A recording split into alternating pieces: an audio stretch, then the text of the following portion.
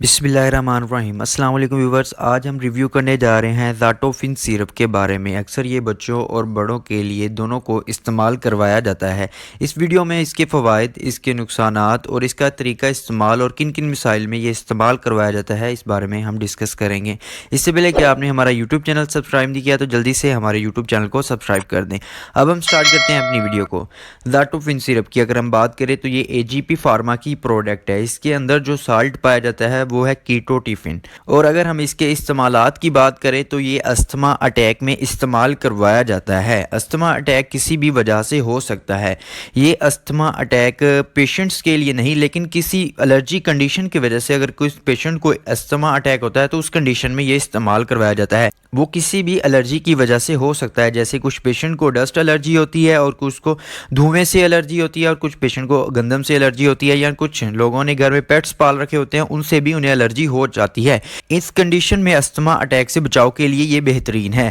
اور اس کے علاوہ الرجی رائنیٹس، یعنی یہ ایک ایسی کنڈیشن ہے جس کی صورت میں ہمارے جو نیسل پیسیج ہوتا ہے، یعنی ناک کا راستہ جو ہوتا ہے، اس میں انفلیمیشن اور یا سوزش ہو جاتی ہے، وہ بھی کسی الرجی کنڈیشن کی وجہ سے ہوتی ہے۔ جیسے کہ موسم کی وجہ سے ہمیں نزلہ زکام ہو جاتا ہے تو اس صورت میں بھی سوزش ہو سکتی ہے یا ناک بند ہو سکتا ہے۔ اکثر بچوں کو بھی نزلہ زکام یا چھاتی کے مسئلے کی وجہ سے نیسل پیسیج میں انفلیمیشن ہو جاتی ہے اور انہیں بھی سانس کا مسئلہ ہوتا ہے، اور ان بچوں کے لیے بھی زاٹوفن سیرپ کا استعمال کروایا جاتا ہے۔ اور اس کے علاوہ کنجکٹیوائٹس، یعنی کہ آنکھوں میں سوزش یا ریڈنس ہو جانا کسی بھی الرجی کنڈیشن کی وجہ سے، اس میں بھی اس کا استعمال کروایا جاتا ہے۔ اور اگر ہم اس کے سائیڈ ایفیکٹس کی بات کریں تو اس سے سیڈیشن یعنی کہ غنودگی، اور اس کے علاوہ ویٹ گین یعنی وزن کا بڑھ جانا اور سر بھاری ہو جانا، اس طرح کے سائیڈ ایفیکٹس ہو سکتے ہیں۔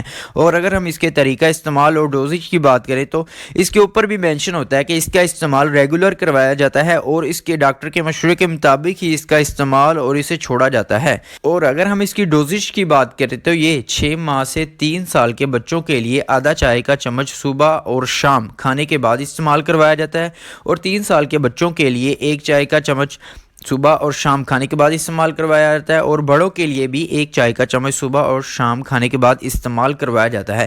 اور اس کے بہترین نتائج کے لیے اس کا استعمال 3 ماہ مسلسل کروایا جاتا ہے، لیکن آپ اس کا استعمال اپنے ڈاکٹر کے مشورے کے مطابق ہی کریں۔ میں امید کرتا ہوں کہ آپ کو زاٹوفن سیرپ اور زاٹوفن ٹیبلٹ کے بارے میں ساری ڈیٹیل سمجھ آ گئی ہوگی۔ اگر پھر بھی کسی کا کوئی کویسچن ہے تو وہ کامنٹ باکس میں پوچھ سکتا ہے۔ جزاک اللہ۔